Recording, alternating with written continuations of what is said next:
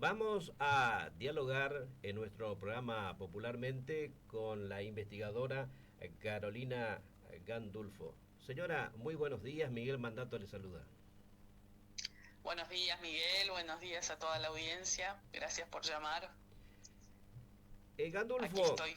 quisiéramos que nos comente cuál es su trayectoria, su carrera científica como profesora e investigadora.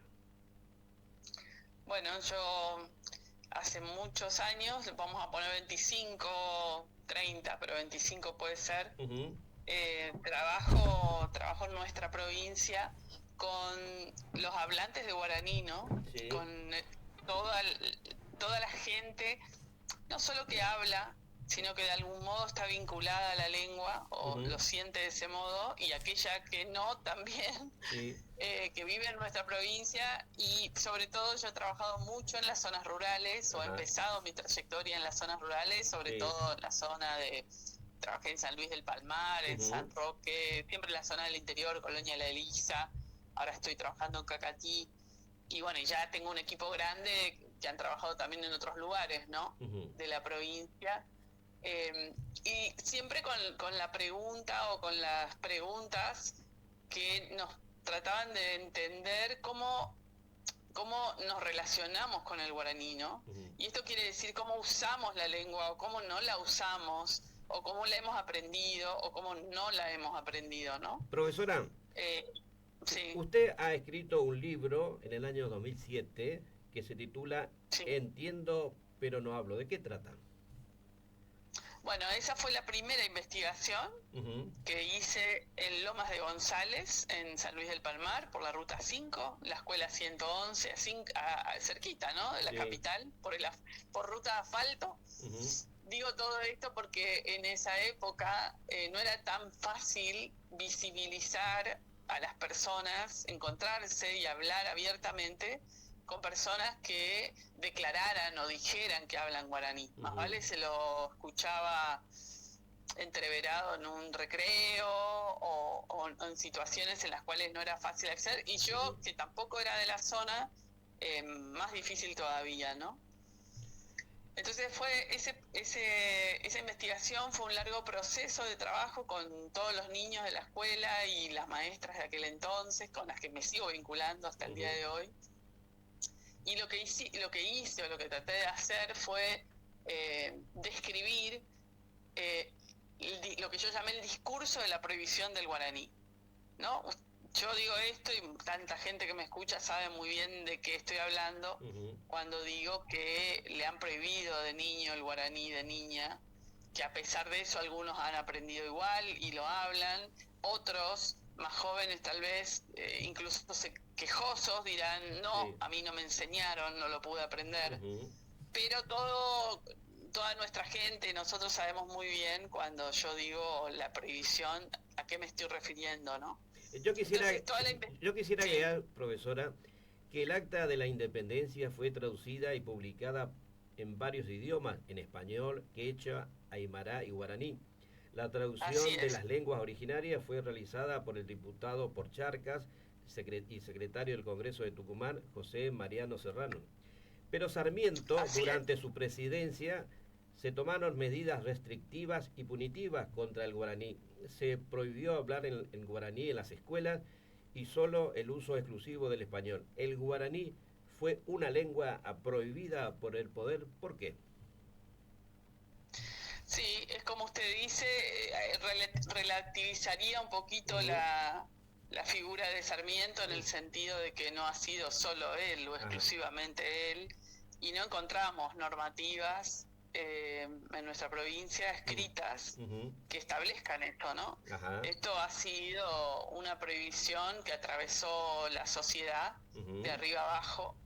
Entonces los mismos hablantes se autocensuraban, Ujú. ¿no? Quiero decir, los papás que hablaban guaraní le prohibían a sus niños que hablen guaraní. Ajá. Había, entiendo y es lógico el planteo, una alianza en el sentido de las familias y la escuela, porque había un sentido común en Ujú. la época, se había construido un sentido común que decía lo siguiente: si vos hablabas guaraní no ibas a aprender castellano, se te Ujú. iba a trabar la lengua. ibas a hablar mal el castellano. Y ese sentido común estaba en la época incluso abonado por las teorías científicas del momento, ¿no? De la idea de que había que hablar perfectamente una lengua para aprender la otra. Bueno, todas cosas que después a lo largo del tiempo la ciencia fue explicando de que eso no era así, ¿no?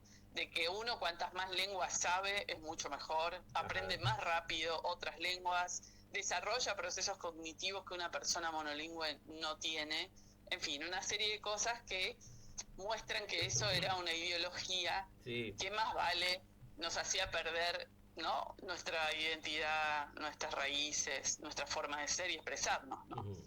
Entonces, sí es cierto, como usted dice, yo no tengo una explicación, digamos así, sociolingüística cabal, es decir, completa, ¿no? No me gusta dar una explicación cerrada respecto de por qué esto ocurrió, ¿no?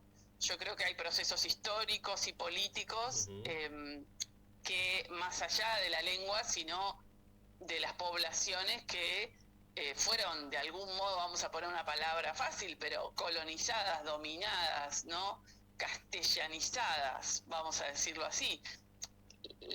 Lo que tocaba a la época era formar un ciudadano con ciertas características, ¿no? La escuela fue parte de ese proceso. La escuela era un agente estatal de esa ideología, ¿no? Ahora que eso está tan en boga, pero quiero decir, la escuela era un instrumento que tenía el Estado para conformar ciudadanos. Esto, dicho hoy, es un escándalo. Para la época era lo que había que hacer, verdaderamente. Incluso si uno recuerda a sus abuelos o recuerda algunas reflexiones de quienes podían eventualmente prohibir el guaraní, eran todas grandes motivaciones. Era la mejora de la familia, era la posibilidad de esos niños de acceder a la educación superior, a trabajos en las grandes urbes, ¿no? Digamos, quiero decir, ese proceso de prohibición tenía una carga de un amor muy grande por parte de las familias, ¿no? Entonces, hay que entenderlo en el contexto de época, me parece a mí. El jápora es el uso cotidiano de la alternancia lingüística que combina palabras y estructura del guaraní y el español en una misma conversación. Como dirá Teresa Parodi en su canción Apurate José, que expresa: así hablaba la Jacinta en mi pueblo, yo la oí, cuando algunos llegaron y se tuvieron que ir mezclando buen castellano con algo de guaraní. Algo de guaraní ya nos dice que en la capital de Corrientes y zonas urbanas el guaraní no es una lengua viva, no se usa para la comunicación. Bueno, yo diría al revés, que diga algo de guaraní significa que el guaraní estaba presente muy a pesar de todo, y que muy a pesar de mucho siguió vivo, porque si no hoy no habría posibilidad siquiera de que hubiera hablantes de guaraní. Hay gente que habla guaraní, hay mucha gente en nuestra provincia que habla guaraní. Entonces, por algún lado el guaraní pasó. Y eso significa que se habló y se escuchó. Es la única forma de transmitir una lengua. Que se hable, que se escuche. Y eso ocurrió. Ocurría medio tapado, ocurría por los lugares donde no se veía mucho, pero siguió pasando, ¿no? Se prohibió, pero parece que no lo suficiente, no fue tan efectiva la prohibición, no fue completa, por decirlo así, ¿no? Profesora, Wittgenstein dijo: los límites de mi lenguaje son los límites de mi mundo. Es decir, que solo puedes comprender, pensar y comunicar aquello para lo que tienes palabras. Tu vocabulario se expande a medida que lo hace tu vocabulario.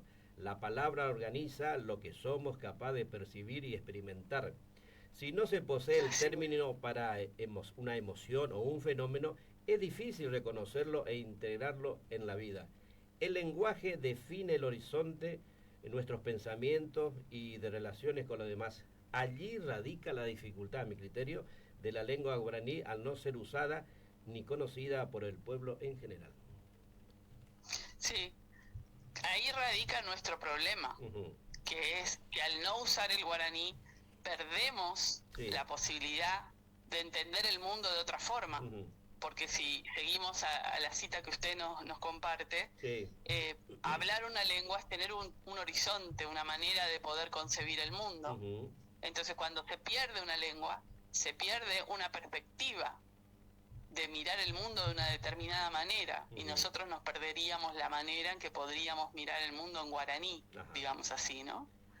En la- Entonces, ese es un buen fundamento para decir cuán necesario es mantener las lenguas, ¿no? Ujú. Las lenguas que hablemos, pero una como la que tenemos nosotros, el guaraní, bueno, vale la pena mantenerla, ¿no? La lengua guaraní, originaria de América del Sur, hablada por 9 millones de personas, es Sí. cooficial en Paraguay y Bolivia y reconocida como lengua oficial en Corrientes. Es uno de los 3 idiomas oficiales de Mercosur. La pregunta es, Sí. si tuvo avances el guaraní después de la aprobación de la ley del año 2004 en Corrientes como idioma oficial alternativo. Y bueno, mire, ahí es fácil decir vaso medio lleno. Algunos dicen que hubo mucho porque el vaso estaba vacío. Ajá. Y otros dicen no está viendo nada porque el vaso está por la mitad. Ajá.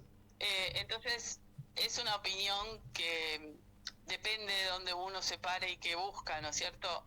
La ley del guaraní, la que oficializó el guaraní en el 2004, hubo avances en estos 20 años, hubo cambios, hay un efecto simbólico que tiene la ley que nadie lo puede negar. Nosotros en nuestro equipo de investigación hemos podido ir registrando estos procesos en los cuales el guaraní se ha visibilizado, se empieza a usar en distintos ámbitos, en donde antes yo, por suerte que tengo estos 25 años de trayectoria en la misma línea de investigación, puedo comparar. Entonces, desde ese punto de vista, uno no puede negar que hubo avances en la estructura del Estado, ha habido espacios que han trabajado con el guaraní, eso no existía, eso no existía 20 años atrás. Ahora bien, punto y coma. Sí. Ahora bien, y parece poco, no, parece poco porque la ley no se ha reglamentado, no ha habido cambios sustanciales en términos de las políticas públicas, ¿no? En términos de definir políticas lingüísticas que realmente impacten en la recuperación del guaraní en nuestra provincia. No ha habido ningún gobierno que se haya hecho cargo de esa ley en términos de tomar decisiones políticas que realmente impacten en el uso del guaraní, en la recuperación del guaraní, en nuestra gente, ¿no? Entonces, bueno, vamos a decir una de cal y una de arena, ¿le parece? Ajá. Profesora Carolina Gandulfo, ¿qué le llevó a usted a investigar sobre el tema guaraní en Corrientes? Esta es una pregunta que me hacen mucho en el campo cuando hago mi trabajo. Yo creo, y siempre termino diciendo esto donde voy a empezar, que es que yo no elegí el guaraní, que el guaraní me eligió a mí para hacer investigación. Lo cierto es que yo voy siguiendo los procesos de investigación que hago y voy hacia donde la investigación me lleva. Y yo empecé trabajando con niños en un proyecto de alfabetización inicial en el 2000 y 2001, un proyecto de alfabetización inicial en castellano, en la zona rural y en la zona urbana. En la zona urbana el proyecto funcionaba y en la zona rural el proyecto fracasaba, así de simple. Y era que nosotros estábamos llevando adelante una metodología didáctica que suponía que los niños eran hablantes de castellano.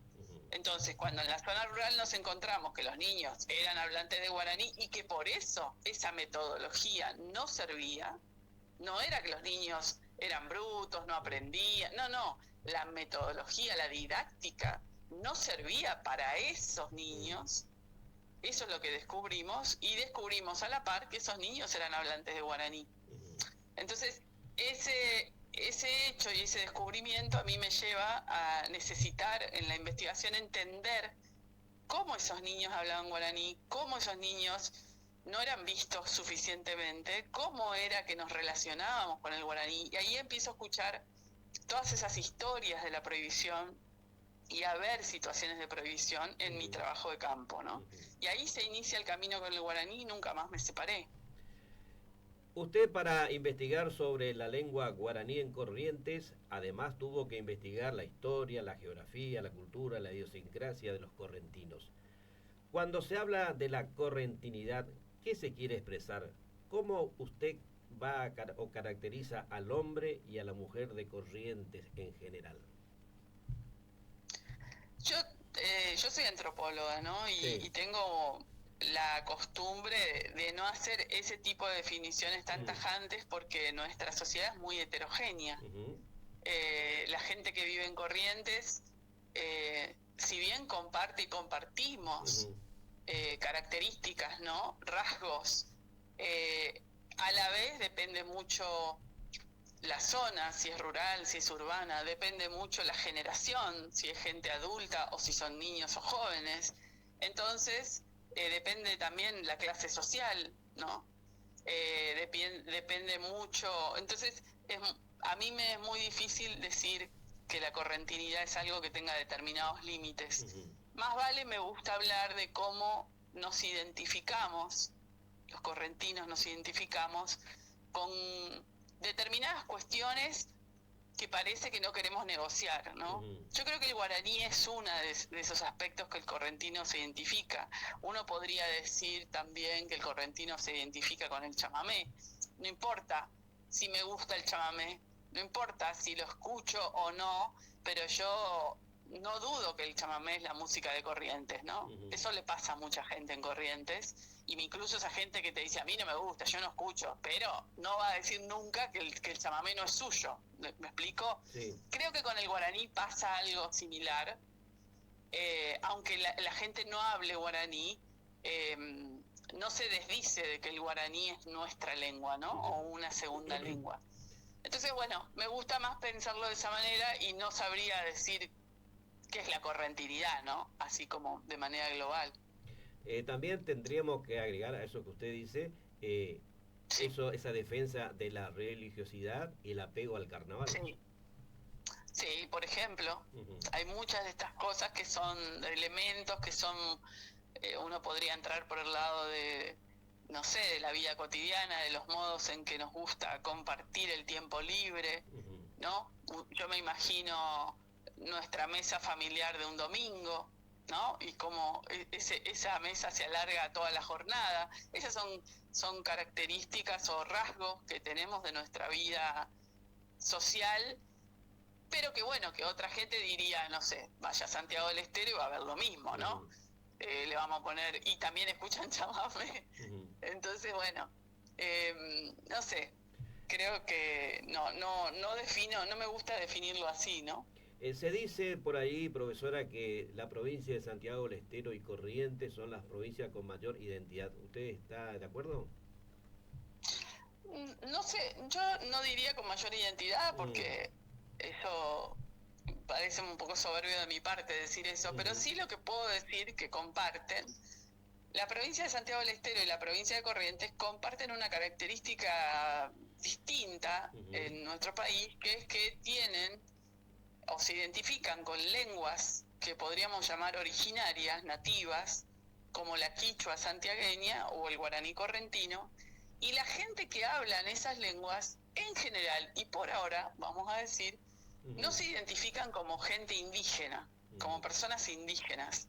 Entonces, uno podría decir, ¿cómo puede ser que una persona hable una lengua indígena pero no diga que es indígena? Bueno, ese fenómeno, que no es habitual en América Latina, por lo menos, eso se da en Santiago del Estero y se da en Corrientes, con las lenguas nativas de nuestras provincias, ¿no?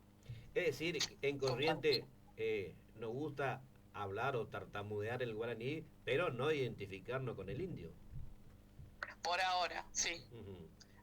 Sin embargo, hay procesos de comunidades indígenas que se están reidentificando, se llama así, en nuestra provincia.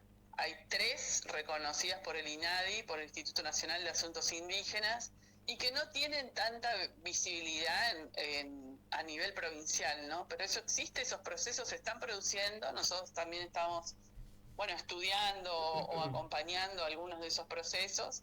Si bien son recientes, parecen que se van a sostener en el tiempo, ¿no? Y eso ocurre en otros países de América Latina con otras poblaciones.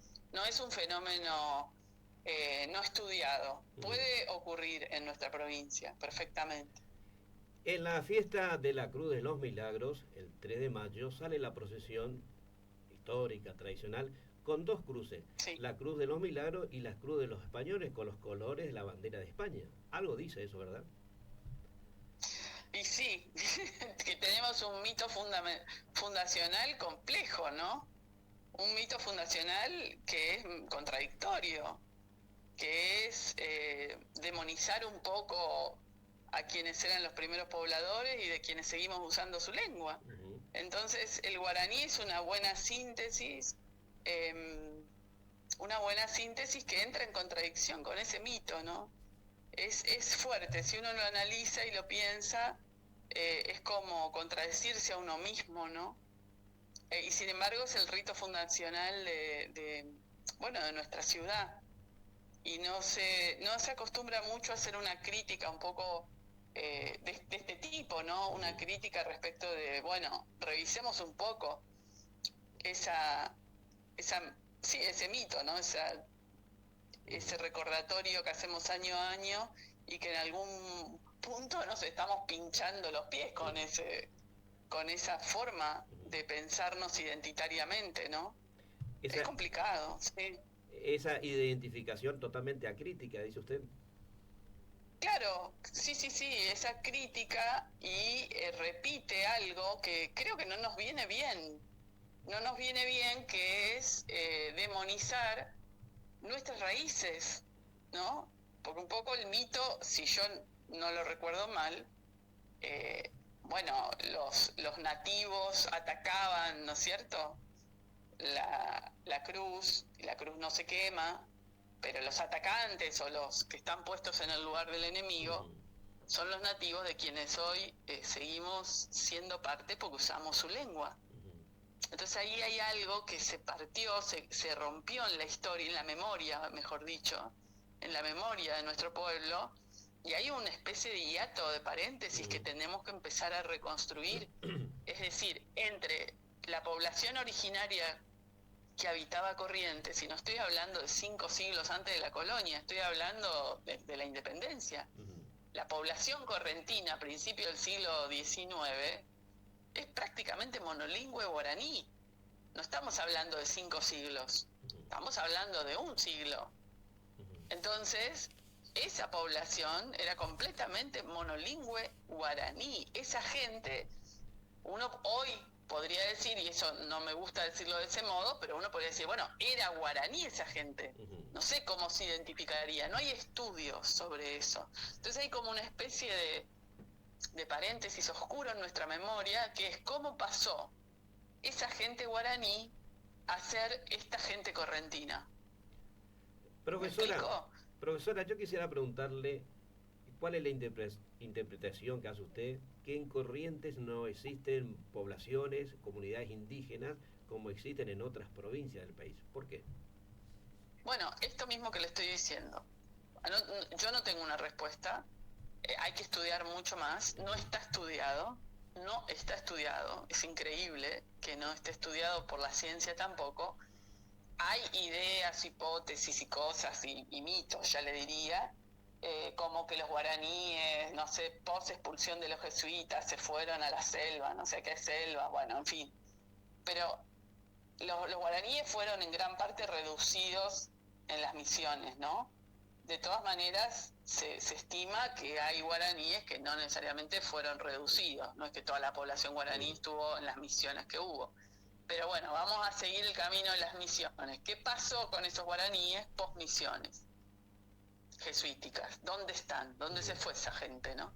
Entonces, hay que estudiar o hay que entender o hay que recomponer nuestra memoria de ver qué pasó en ese proceso y cómo esa gente dejó de identificarse como indígena, como guaraní, y mutó, ¿no? Cosa que es algo muy habitual en los procesos históricos y sociales, no es un problema, pero llega a ser correntino y usted me dice, no hay poblaciones indígenas, no, pero la gente no desapareció, no fue abducida, es la misma gente que transformó su forma de pensarse, de identificarse, de concebirse a sí misma. Entonces ahí hay un proceso histórico en donde los indígenas dejaron de ser indígenas para hacer otra cosa. Eso es lo que yo digo que hay que como recomponer nuestra memoria. Y la otra cuestión que le planteé es que de todas maneras, y esto ocurre en otras partes de América Latina, está habiendo procesos recientes. Cuando digo procesos recientes, le estoy hablando de 15 años atrás, 10 años atrás. Hay un caso emblemático que es en Yajaveré, a raíz de un conflicto territorial, en general asociado a conflictos territoriales, hay procesos de emergencia étnica, se llaman así, en donde la gente se empieza a redefinir su manera de pensarse, de concebirse. Yo creo que también no es mi tema y no lo he estudiado en profundidad, así que lo que estoy diciendo salgo un poquito de resultados de investigación para decir que yo creo que la gente va redefiniéndose, esto es así, en función de necesidades y de nuevas cosas que descubre, pero también seguramente hay preguntas sobre la memoria, preguntas sobre su historia, ¿no? Que son preguntas que estaría bueno que nos hagamos en Corrientes. Entonces, hay procesos, y ya le digo, 3 comunidades indígenas en Corrientes que han sido reconocidas oficialmente por el INADI, por el Instituto Nacional de Asuntos Indígenas. Entonces, lo que está ocurriendo en Corrientes y en otras partes del país con otras comunidades también, se llaman procesos de reemergencia étnica. Como que la gente se reencuentra con esas raíces y las asume como propias. Es ese proceso. No es lineal, no es fácil, pero está ocurriendo. Obviamente tenemos un proceso histórico diferente a otras, una provincia como el Chaco, en donde las comunidades indígenas no fueron reducidas primero por comunidades religiosas, sino que no fueron intervenidas en ese sentido, han seguido sus desarrollos y sus tradiciones como gente indígena, distinta o diferenciada de las poblaciones migrantes que hubo en Chaco, ¿no? De los gringos, etcétera. Pero bueno, yo no soy especialista del tema, le estoy contando un poco desde mi saber alrededor de hasta donde llegué por mi estudio de la lengua, ¿no? Resulta extraño, profesora Carolina Gandulfo, que hechos que marcan a la identidad de Corrientes, como es el guaraní, la raza guaraní, el indio, como es el carnaval, como es la religiosidad, no haya sido estudiado en profundidad. Es más, no hay libro de la historia católica en Corrientes que ha marcado a fuego la identidad de los correntinos. Es extraño. Sí, yo no soy historiadora, así que tampoco puedo decir que no hay todo eso. Sé que hay estudios sobre el carnaval. Recientemente yo incluso hay en la Facultad de Humanidades, en la de Artes, hay gente que ha empezado a estudiar eso, el desarrollo, el impacto del carnaval en nuestra provincia. La historiografía regional se ha ocupado mucho de estudiar las élites, digamos así, de gobierno, las élites del poder. Esa es una historia, ¿no? Pero la historia... Después hay algo de historia sobre la educación de Corrientes. Y es cierto que, bueno, yo eso sí puedo decir porque en mi investigación no se ha estudiado, salvo yo, hasta ahora. Empiezan a haber algunos otros estudios de jóvenes. El camino, lo que yo llamé el camino del guaraní, ¿no? El camino de la lengua. Yo hice un estudio que no es historiográfico, es decir, trabajé con documentos, pero soy antropóloga, entonces es un estudio más de la memoria. Entonces, a partir de documentos, me fui hasta la colonia para tratar de con esos documentos tirar de un hilo, ¿no es cierto?, e imaginar e ir viendo cómo la población usaba o no usaba el guaraní, era o no guaraní hablante o era bilingüe, y cómo desde distintos procesos la gente la fueron haciendo bilingüe, ¿no es cierto? Eso quiere decir, le fueron metiendo el castellano, por decirlo así, o fueron aprendiendo el castellano, ¿no?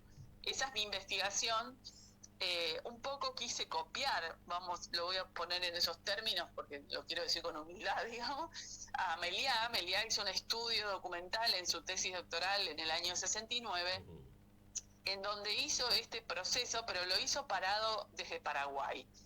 Y yo quería hacer una investigación similar, por eso digo que copié un poco ese recorrido, pero lo quería hacer parada en Corrientes.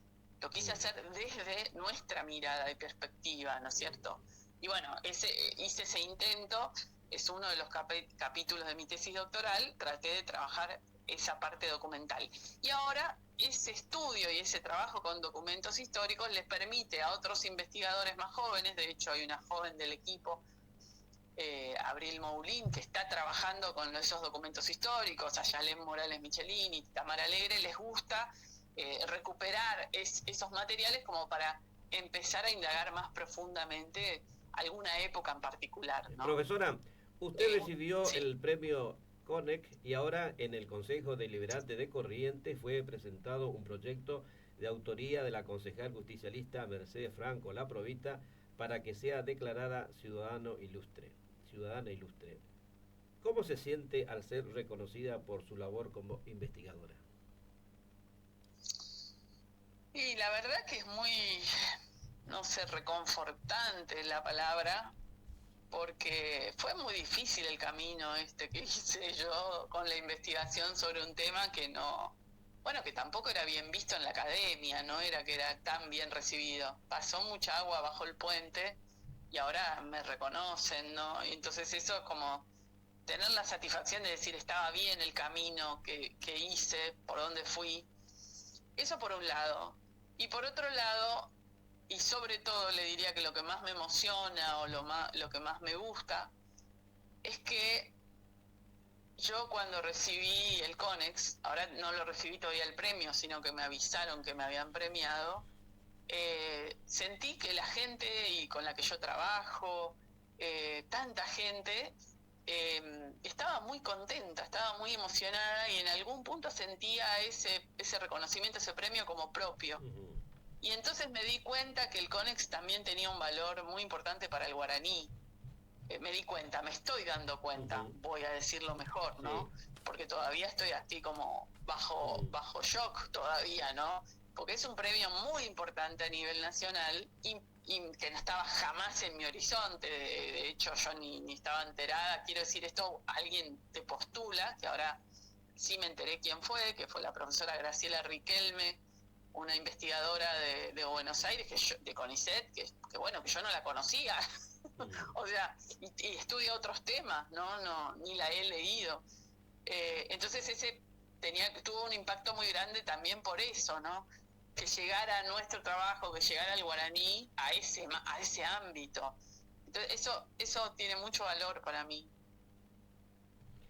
Finalmente, profesora, dijo Bernardo Hussein, los países ricos lo son porque dedican dinero al desarrollo científico y tecnológico y los países pobres lo siguen siendo porque no lo hacen.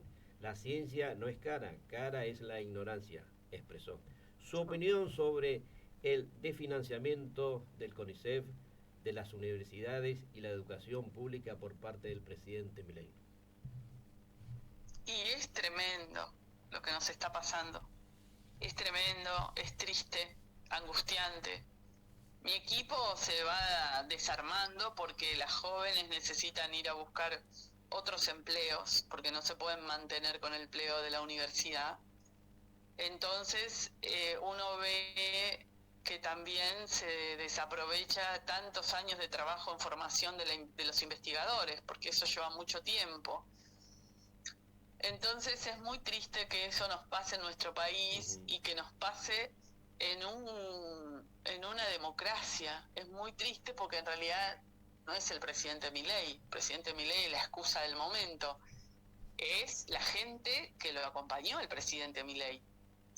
Entonces es la gente que ya está, yo creo, mucha gente desesperada, queriendo que nuestro país tomara otro rumbo, lo cual es comprensible. Pero también hay mucha gente que compró, por decirlo de algún modo, esta idea del capitalismo salvaje, ¿no?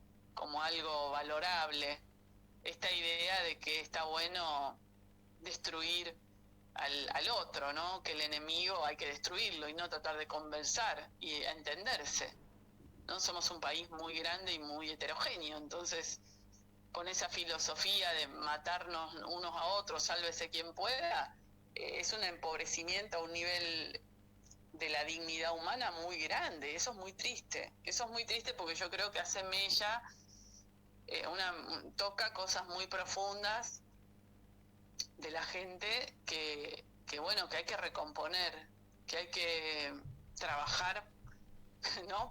Bueno, yo soy profesora, tengo un poco de impacto con jóvenes, digamos, pero eso sí me entristece mucho. Aparte de que, bueno, me parece que es un riesgo muy grande para los procesos científicos de nuestro país, qué sé yo, que es reconocido en el mundo, internacionalmente. No sé, a mí me dan un premio por haber trabajado en esto, que es muy original lo que hacemos, me reconocen mi trabajo en el mundo también.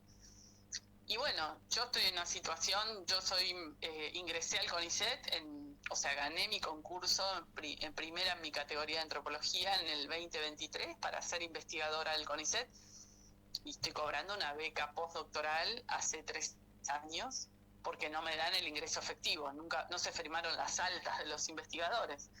Entonces, bueno, yo cobro en el CONICET 1.450.000 pesos. Bueno, ¿qué le voy a decir? Yo sigo con entusiasmo porque no voy a bajar los brazos, porque creo que eso es perder, digamos, ¿no? Pero es muy triste, muy angustiante. Creo que mi forma de luchar es seguir produciendo, que seguir pensando libremente, seguir siendo buena gente. Esa es mi forma de luchar. Decir, bueno, yo no me quiero cagar en los otros, todo lo contrario. Yo quiero ayudar a los otros, ¿no? Entonces quiero que mi país sea muy amplio, muy diverso, muy heterogéneo, y que tengamos todos lugar, ¿no? Y que no todo sea un insulto permanente. Bueno, creo que mi forma de lucha es esa, ¿no? Contra este sistema en el que nos estamos viviendo ahora, tristemente. Profesora Carolina Gandulfo, ha sido un gusto dialogar con usted. Le mando un respetuoso saludo. Muchas gracias por el tiempo, por la escucha. Muchas gracias. Muchas gracias.